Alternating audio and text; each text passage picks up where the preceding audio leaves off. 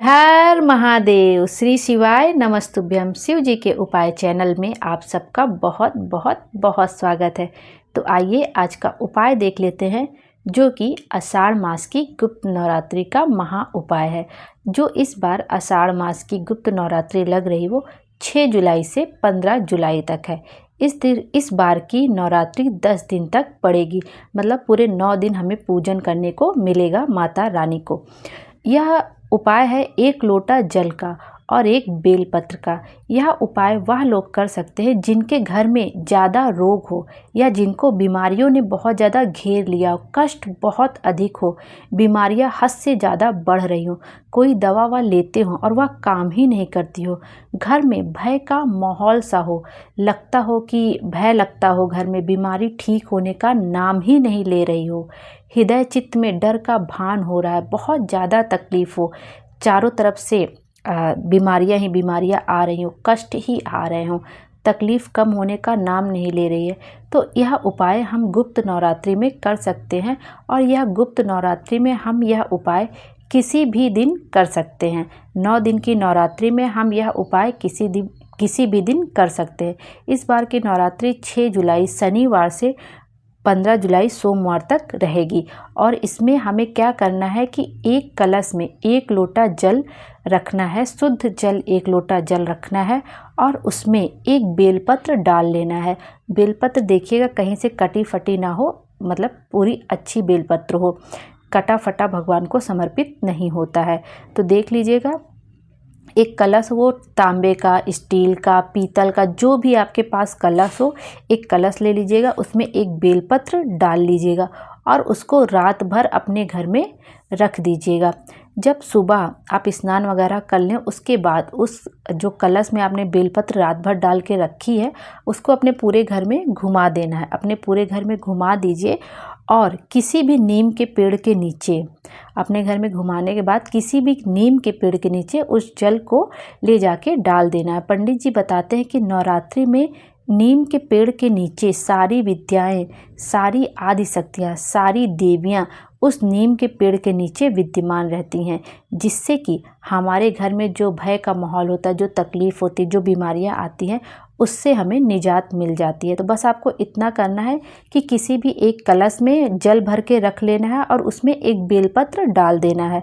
उस बेलपत्र को डाल के सुबह जब आप स्नान वगैरह कर लें, तो उसके बाद रात भर रखा रहने दें। उसके बाद उस जल में जो बेलपत्र में, कलश में बेलपत्र आपने डाल के रखा है, जल से भरे हुए कलश में बेलपत्र आपने डाल के रखा है, उसको अपने घर में, पूरे घर में घुमा लें, पूरे घर में घुमा लें और सुबह किसी भी नीम के पेड़ के नीचे ले जाके उस जल को डाल दीजिए। उससे क्या होगा कि आपको जो घर में भय बहुत ज़्यादा लग रहा है वो समाप्त हो जाएगा और जो आपकी बीमारियां होंगी वो सारी दूर हो जाएंगी और कोई बड़ी बीमारी आपके घर में प्रवेश नहीं कर पाएगी। और जो भी बीमारी चल रही होगी, जो बहुत दिन से जिससे आप मुक्त नहीं हो पा रहे होंगे, उससे आपको निजात मिल जाएगा।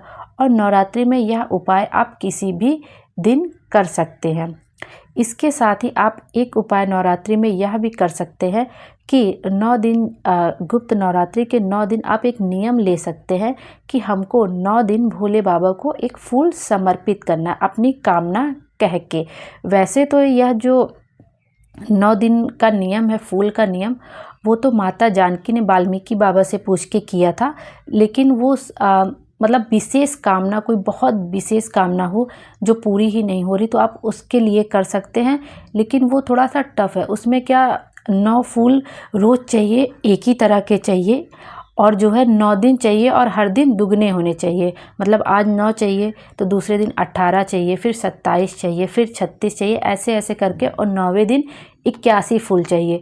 तो 81 फूल मिलना थोड़ा पॉसिबल नहीं हो पाता है और हर दिन कितना ही फूल लेके आएंगे। लेकिन हम एक नियम तो बना ही सकते हैं कि हम 9 फूल और दुगना कर कर के हर दिन नहीं चढ़ा सकते, लेकिन पंडित जी बताते हैं कि हमें 1 फूल का नियम तो लेना ही चाहिए कि हम नवरात्रि की इस गुप्त नवरात्रि में हमको 1 फूल का नियम जरूर लेना चाहिए कि हम 1 फूल तो रोज़ भोले बाबा को समर्पित करेंगे ही, उनके शिवलिंग पर अपनी कामना कहकर। उसमें करना क्या है, कि आप एक फूल ले लीजिए, चाहे गुलाब का ले लीजिए, चाहे गेंदा के लीजिए, चाहे सफ़ेद वाला ले लीजिए, चाहे मदार का, मंदार का, कोई भी, बस एक ही तरह का फूल। अगर आपने पहले दिन गेंदा का फूल लिया तो दूसरे दिन भी आपको गेंदे का फूल लेना, तीसरे दिन भी आपको गेंदे का फूल लेना। इस तरह एक फूल का नियम लेके आप रोज़ एक फूल अपनी कामना कह के आपको शिव जी को समर्पित करना। उसके बाद आप देखेंगे कि आपकी जो भी, जिस भी कामना से आपने फूल भोले बाबा को समर्पित किया होगा, वो कामना आपकी ज़रूर से ज़रूर पूरी होगी। ये गुप्त नवरात्रि जो होती है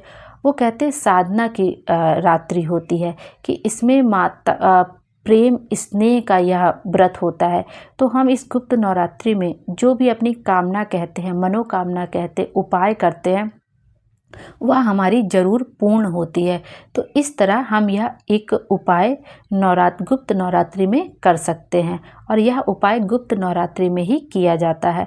और एक कलश वाला जो मैंने अभी आपको उपाय बताया, बेलपत्र डालकर, वो आप नवरात्रि के 9 दिन किसी भी दिन कर सकते हैं। जिनके घर में बीमारियां ज़्यादा हो, भय का वातावरण हो, हमेशा डर लगता हो कि मन में कुछ ऐसे शंका सी चलती रहती, कहीं कुछ गलत ना हो जाए, हमारा मन हमेशा आशंकाओं से घिरा रहता है। जो कुछ होना भी नहीं रहता ना, उसके बारे में भी उल्टी सीधी बातें मन में चलती रहती है। कहीं कोई घर से बाहर गया रहता है तो उसके बारे में अच्छे विचार कम आएंगे, बुरे विचार ज़्यादा आएंगे। तो इन सब चीज़ों को अपने मन से निकालने के लिए हमें यह उपाय एक बार ज़रूर करना चाहिए। बस कलश में रात भर रख देना है बेलपत्र डाल के, सुबह उठ के स्नान वगैरह आप अच्छे से कर लीजिए। उसके बाद आप यह जल ले जाकर नीम के पेड़ के नीचे आपको डाल देना है। बस यह इतना सिंपल से ही उपाय है।